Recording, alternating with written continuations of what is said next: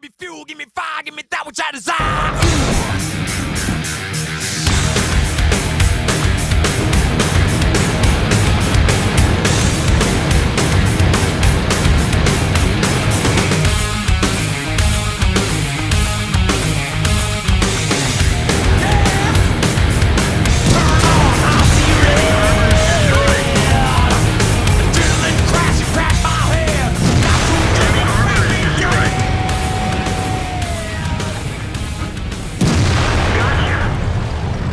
How you doing, folks? Welcome back to World of Tanks with Scout. Today we are going to take a look at this monster right here, the E75 German Tier 9 heavy tank. Got it a little while ago, been playing around with it, trying to get used to it, and I got to tell you, I'm still having hard luck with the German heavy tanks, but I really like the E75, even more so than its predecessor, the King Tiger. So what we're going to do is going to take a quick look at it here in the garage, go over some stats real briefly, and then I want to show you an example of some gameplay in the E75.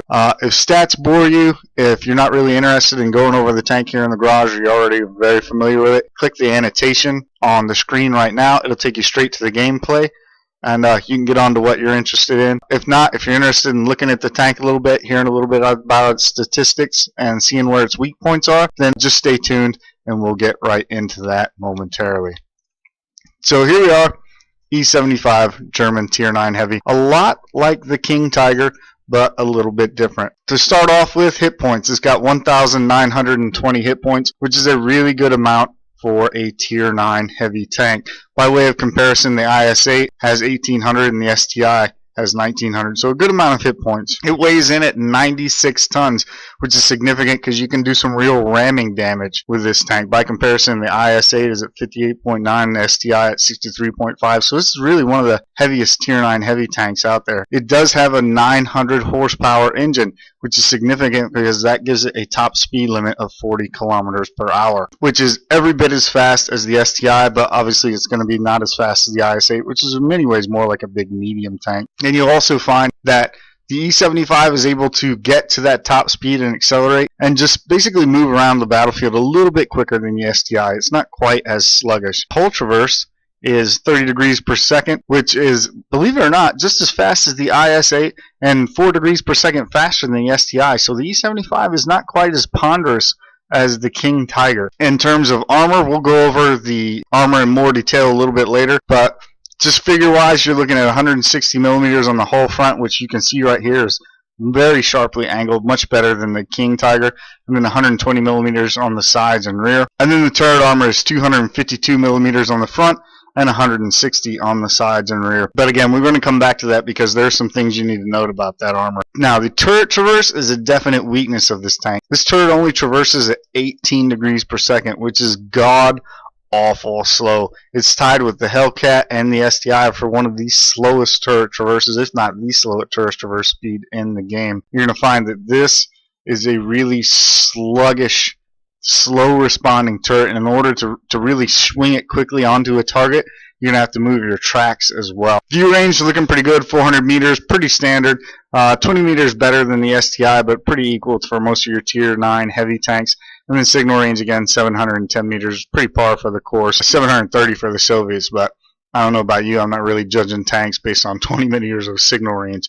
So let's take a look at the tank inspector and get more into this armor. So here you can see the E75. I've got collision turned on, so what you're seeing is all the armor zone. Here you see that front slope because of the angle, effectively about 250 to 260 millimeters thick, depending on where you're hitting. Now, interesting to note, the lower glacis is actually a little bit stronger than the upper glacis because of the way it's angled, but that is assuming the tank is perfectly flat and perfectly level. You can see here, if I move it down a little bit, you start to see the top of the tank. It's actually angled down here, and then that's obviously angling the tank up. So if I try to level it out perfectly, right about there, the lower glacis is not as much of a weak point as you would think, but you still do want to protect your lower glacis because, again, the transmission is mounted up in there, and if it does penetrate your lower glacis, it is liable to cause a fire.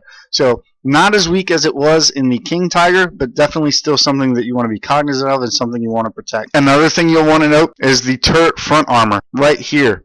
252 millimeters thick, 254 it's showing us here on Tank Inspector, but it's not angled at all. As you can see, it is perfectly flat. So what I find a lot of times is that I will side scrape in this tank, exposing only my turret, and if I can, I'll side scrape around a wall like right here so that I'm not even showing my cupola, which we'll get into in a minute.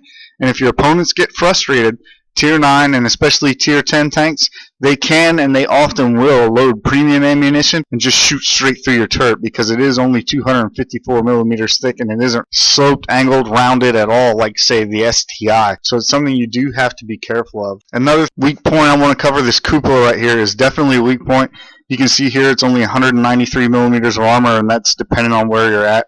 Down a little bit lower, it comes to 180. If we go up here, it's 167. So all you need to know is that Tier 9 guns can penetrate that if they hit it, and they don't have to load premium ammunition to do it. They'll do that with standard rounds. Now, what you do have going for you, though, is as you can see, it's a pretty small target. You have to be fairly close to hit it, and assuming you're flat and level, if they go low, it's an automatic ricochet. You can see there it's going to bounce, and obviously if they go high, it's going to miss. So 6 1/2 does the other. Don't expose your cupola, but don't be afraid to side scrape a corner just because your cupola is exposed if that's the corner you happen to take. Just move your turret a little bit and move your tank back and forth just a little bit to protect it. And above all, again, don't expose your lower glaze. This is not so much the armor. You can see here, just the slightest little angle will affect it.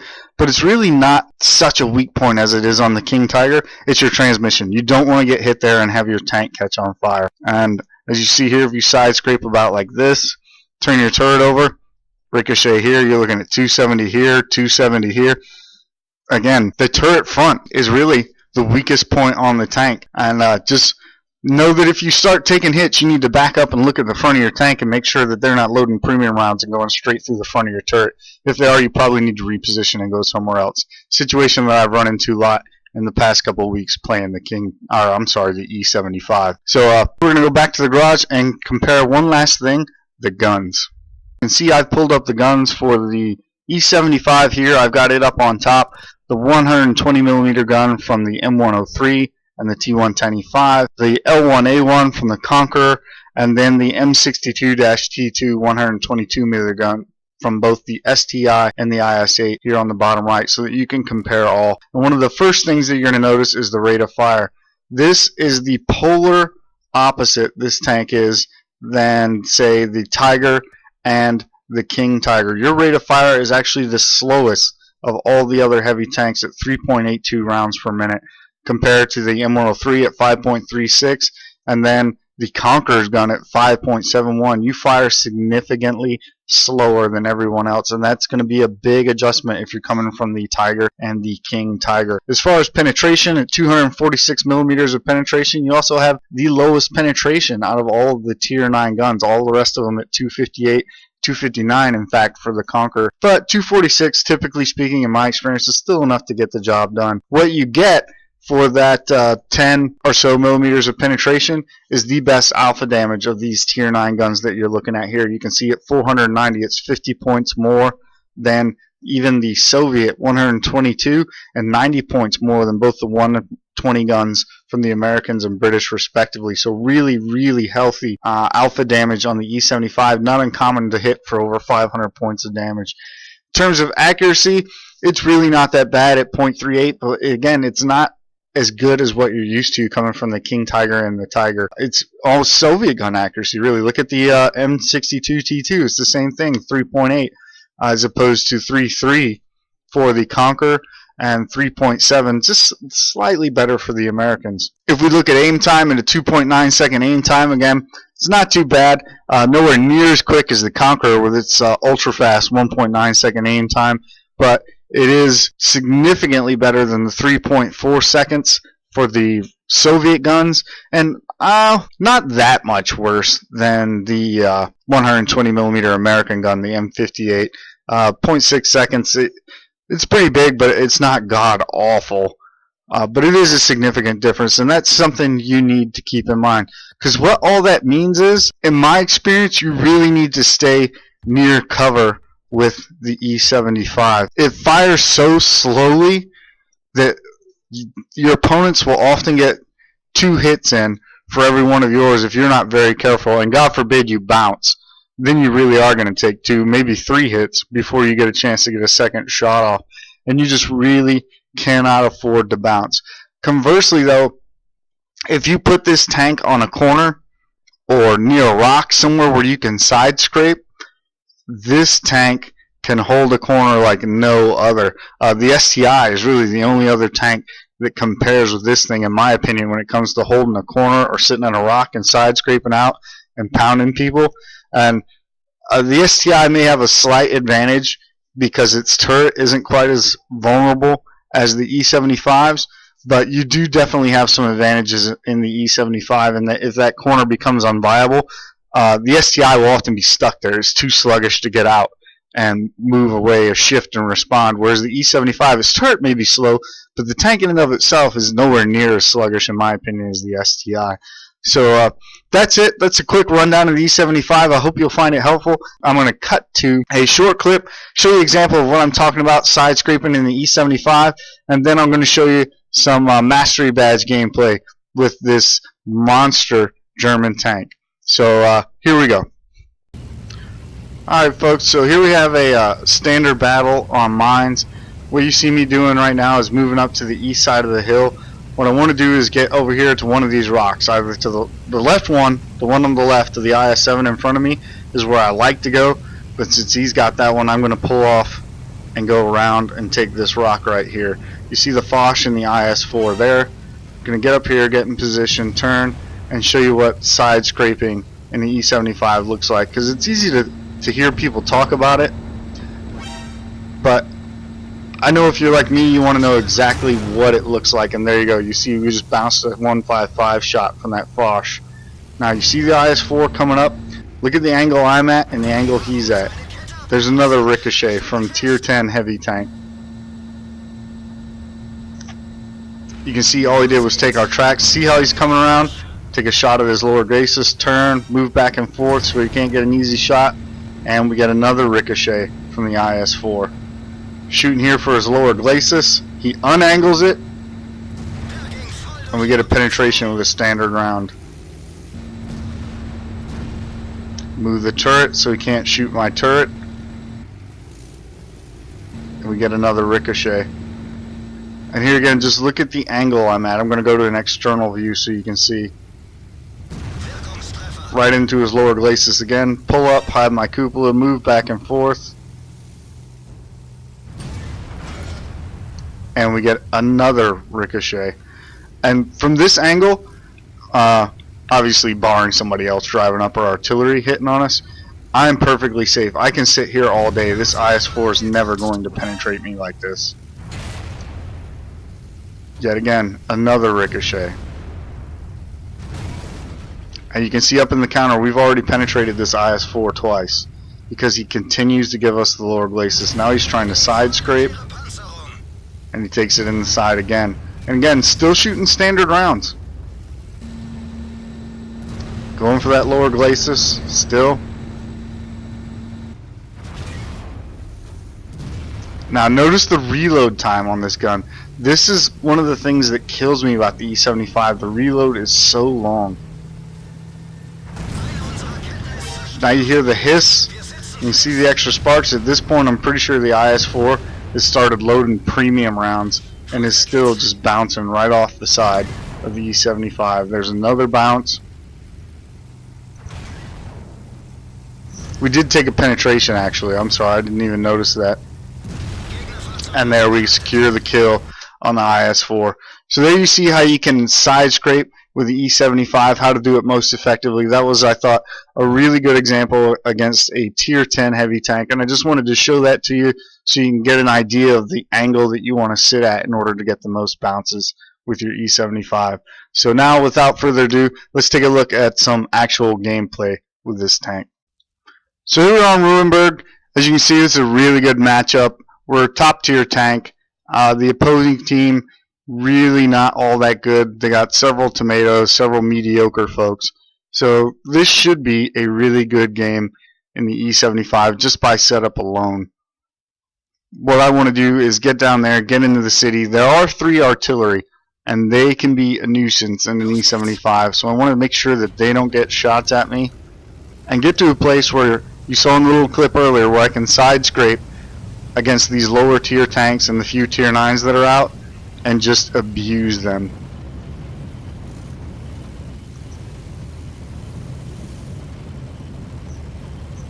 Moving down into the city here, I was thinking about going to the corner at Delta 2, but I see the FCM50T and the SU152 going down there. I don't really like sitting on overcrowded corners because people do stupid things. You're going to see some of that in this replay as well. So I decided to turn, and then I'm going to hook a right and go down into the corner at Echo 2 right here in front of me. Now this is a little bit risky, and that there may be some tank destroyers right across the way in the building at Golf 2 that can shoot you. So you want to be careful when you move down into this position. Normally I would never do it, but I didn't see really a better place to go. And you see me here?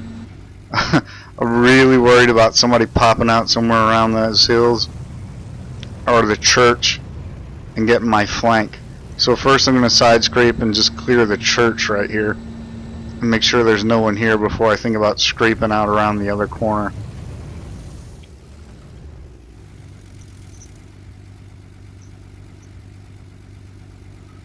Again, here, just being patient, waiting, making sure that no one's going to come up on my right side. Right about where the gun's aimed now, on the right of that truck. Think about blowing, see? And there's a low.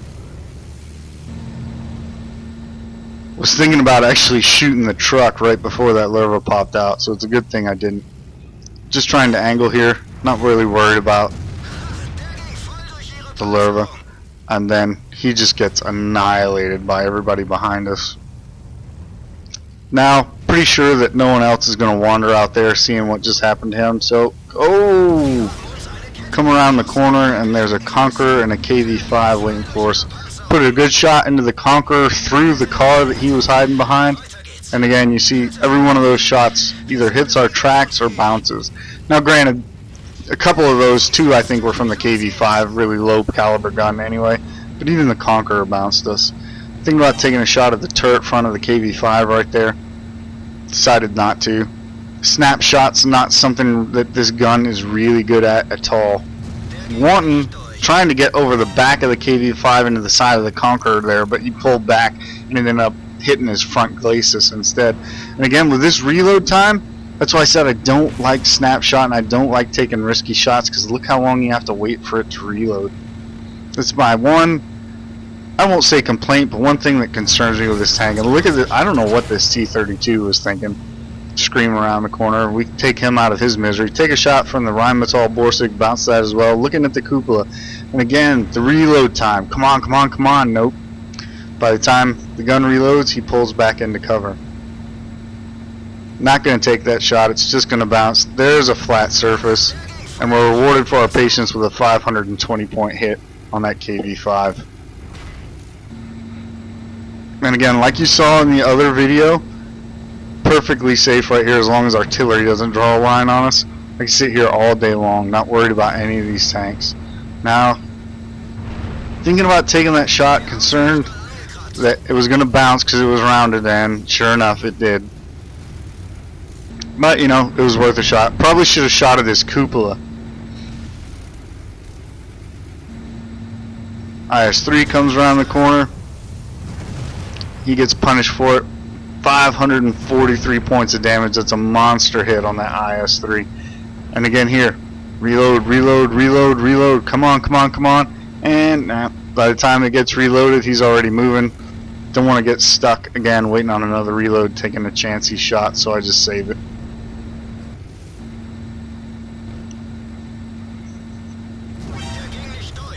Tried to go through that flat part of his turret there, didn't quite get it, hit the rounded part to the side. And there you see what I was talking about when this game started. It's the only bad thing about this position. If someone comes around the chapel or around to the right of it, they've got your flank, and that's the first time we've been penetrated this game. But pretty sure he's going to get a little brave, try it again, and he gets punished for it. Unfortunately, I take a hit as well. Didn't angle my lower glacis very well that time. and I get punished for it, unfortunately, but it leaves that Rheinmetall on 264 health. Don't think he's going to come out again. And now I want to go up here and push this KV5.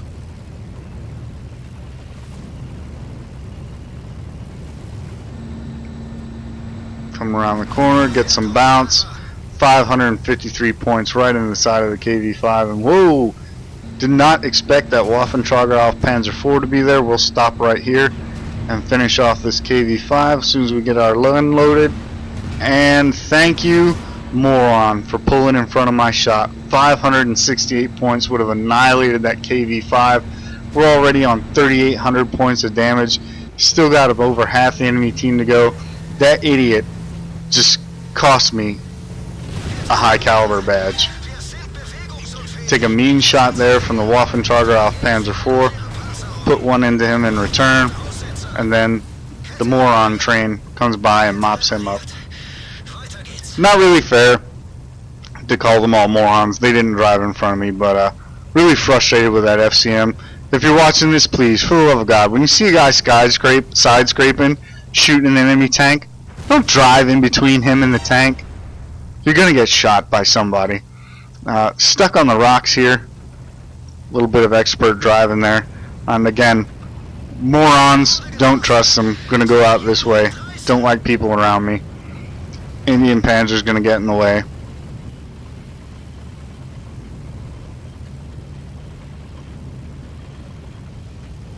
Want to get out here, get eyes on these artillery.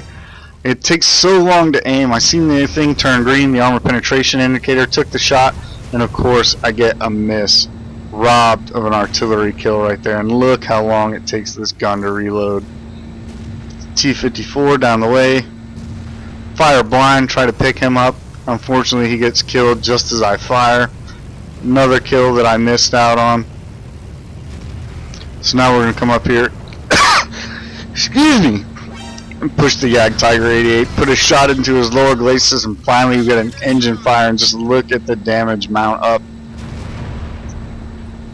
Back up a little bit. His shot hits the upper glacis and bounces. Waiting on it to reload, go right through the machine gun port since he's angled down on his upper glacis. Finally get our second kill after doing 5,352 points of damage. Little bit frustrating, but all in all, I thought that was a really great game, with the exception of that FCM 50T pulling in front of us. That was about as good a game as I've ever had in this tank, and I hope you enjoyed watching it. Let's take a look at the results screen. So here you see the results screen from our battle on Ruinberg. Got a mastery badge, a steel wall, and a Confederate, hitting 6 enemy tanks but not getting the kill on any of them. Maybe just pull in 56,897 credits, 1,454 experience, and you'll note that that is base experience without a premium account. That is not a double. So all in all, a pretty good game in the E75. If we take a look at the team scores, you'll see we managed 5,352 points of damage, 2 enemy kills, giving us our base 1,452 experience points. Almost 2,000 more than the second place player on our team in terms of damage to Rheinmetall Borsig. Probably would have been 2 times more or close to it if, well, not 2 times, 2,000 more I should say, if the FCM 50T, this hero here, hadn't have pulled in front of our shot. But all in all, I can't complain. And again, it is worth noting, like I said, the enemy team didn't have the greatest players in the whole wide world. But a win is a win, and I'll take it. Looking at the detailed report, you can see I fired 17 shots. Of the 17, 15 hit. And of our 15 hits, we got 12 penetrations for our 5,352 points of damage. Took 17 hits, only 6 of which penetrated, 11 bounced. Also got splashed by artillery twice. Total potential damage received 6,790. And there's our 568 point kill shot on the KV5 that the FCM 50 took for us. Spotted 6 enemy vehicles, damaged 8, destroyed 2 of them, and got credit for 1,928 points of assistance damage. It completed 1 mission, gave us 25,000 bonus credits, so after repairs and rearm we're able to bring in 49,672 credits after a 3,000 credit penalty for an idiot, and again 1,454 base experience, -2 for that FCM. So all in all, really happy with that game. This is a pattern that I see repeated a lot in this tank. I don't get a lot of top guns.